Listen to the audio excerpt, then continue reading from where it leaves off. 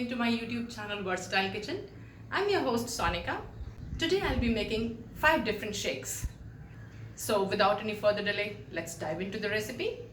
सबसे पहले हम बनाना शेक बनाएंगे। बनाना शेक बनाने के लिए मैंने एक ब्लेंडर जार ले लिया है और उसके अंदर मैंने 4 से 5 आइस क्यूब्स डाल दिए हैं। उसके बाद मैं इसमें वनीला आइसक्रीम का एक स्कूप डाल रही हूँ। 2/3 कप यानी कि 2/3 कप दूध डाल लूँगी। 1 टेबलस्पून शहद डाल दूँगी। आप चाहें तो आप इसमें चीनी भी डाल सकते हैं। अब मैं इसमें छीले हुए केले भी डाल दूँगी। मेरे पास मीडियम साइज़ के केले थे, इसीलिए मैंने 2 डाले हैं, लेकिन अगर आपके पास जो बनाना है उसका साइज़ बड़ा हो तो आप एक ही डालें। अब हम जार को बंद करके इन सबको चर्न कर लेंगे अच्छे से। एक ग्लास ले लेते हैं। अब बना हुआ शेक ग्लास के अंदर डाल लेंगे। शेक डालने के बाद इसके ऊपर वनीला आइसक्रीम का एक स्कूप भी डाल देंगे और बनाना के स्लाइस के साथ इसे गार्निश कर लेंगे। हमारा डिलीशियस बनाना शेक बनकर तैयार हो चुका है। अब हम एप्पल शेक बनाएंगे। एप्पल शेक बनाने के लिए मैं ब्लेंडर जार में 1 स्कूप वनीला आइसक्रीम का डाल दूंगी। उसके बाद मैं एक धोए हुए एप्पल को ब्लेंडर में चॉप करके डाल रही हूँ। मैंने सेब का छिलका नहीं निकाला है क्योंकि इसमें भरपूर मात्रा में फ़ाइबर होता है और फाइबर हेल्थ के लिए बहुत अच्छा होता है। इसमें 2/3 कप यानी कि 2/3 कप दूध भी डाल लेंगे। आधा टीस्पून दालचीनी का पाउडर डाल लेंगे। 1 टेबलस्पून शहद डाल लेंगे और अब इसे बंद करके हम चर्न कर लेते हैं। अगर आप एप्पल का छिलका पसंद नहीं करते तो आप छिलका निकाल करके भी उसका शेक बना सकते हैं। शेक को खोल के देख लेते हैं। मैं एप्पल शेक में आइस क्यूब्स डालना भूल गई थी। मैं इसमें 4-5 आइस क्यूब्स डाल देती हूँ और एक बार फिर से इसे बंद करके चला दूँगी। हमारा एप्पल शेक भी बन चुका है। हम इसे ग्लास में सर्व कर लेते हैं।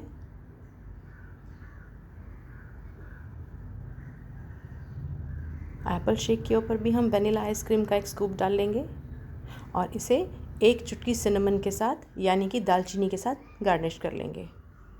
लास्ट में इसके ऊपर हम 1 स्लाइस एप्पल का लगा लेंगे। हमारा एप्पल शेक भी बन करके तैयार हो चुका है। अब हम मैंगो शेक बनाएंगे। मैंगो शेक बनाने के लिए मैंने एक ब्लेंडर जार ले लिया है। इसके अंदर मैं 4 से 5 आइस क्यूब्स डाल दूँगी।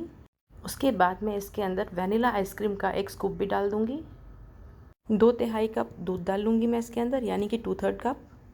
मैंने 300 ग्राम एक आम ले लिया था जिसका छिलका और गुठली निकाल करके मैंने उसका पल्प निकाल लिया है।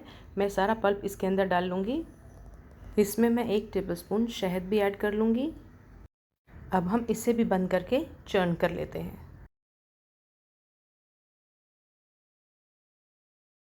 मैंगो शेक भी बन करके तैयार हो चुका है। इसे भी हम ग्लास में सर्व कर लेते हैं। अब इसके ऊपर भी हम वनीला आइसक्रीम का एक स्कूप डाल देंगे। आइसक्रीम के ऊपर हम बारीक चॉप किए हुए मैंगोज़ डाल देंगे और मैंगो स्लाइस के साथ इसे गार्निश कर लेंगे। हमारा मैंगो शेक भी बन करके एकदम तैयार हो चुका है। अब हम कीवी शेक बनाएंगे। कीवी शेक बनाने के लिए मैं फिर से ब्लेंडर जार में 4 से 5 आइस क्यूब्स डाल दूँगी। शेक बनाने के लिए मैंने एकदम सॉफ्ट और थोड़ी सी मीठी कीवीज़ ले ली हैं। अब इसके अंदर मैंने 2 स्लाइस्ड कीवीज़ डाल दी हैं। 1 टेबलस्पून हनी यानी कि शहद भी डाल दूँगी। 1 स्कूप वनीला आइसक्रीम। 2/3 यानी कि 2/3 कप दूध। अब ब्लेंडर जार को बंद करके हम इसे भी चर्न कर लेंगे।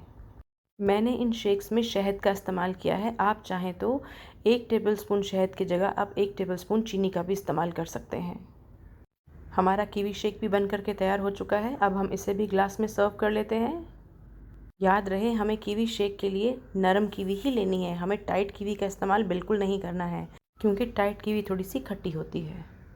इसके ऊपर भी मैंने 1 स्कूप वनीला आइसक्रीम का डाल लिया है और इसे कीवी के स्लाइस के साथ गार्निश कर दिया है। हमारा कीवी शेक भी बनकर बिल्कुल तैयार हो चुका है।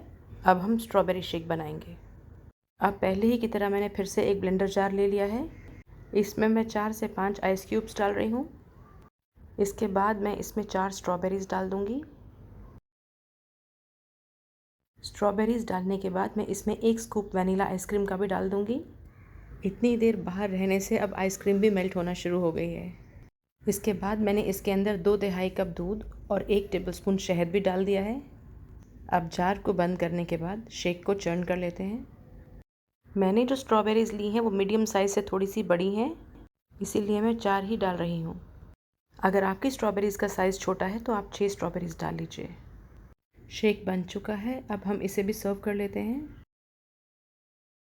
अब इसके ऊपर भी हम वनीला आइसक्रीम का एक स्कूप डाल देंगे और स्ट्रॉबेरी के स्लाइस के साथ इसे गार्निश कर लेंगे। हमारा स्ट्रॉबेरी शेक भी बन करके तैयार हो चुका है। हमारे पांचों शेक्स बन करके तैयार हो चुके हैं। ये शेक्स बहुत ही डिलिशियस हैं। अगर आप कैलोरी कॉन्शियस हैं तो आप इसमें आइसक्रीम के बदले में सीधा दूध ही डाल सकते हैं, ये तब भी बहुत ही डिलिशियस बनेंगे। आप ये शेक्स ज़रूर बनाएं और अपने कमेंट्स वर्सेटाइल किचन पे शेयर करें कि आपको ये शेक्स कैसे लगे। Thank you so much.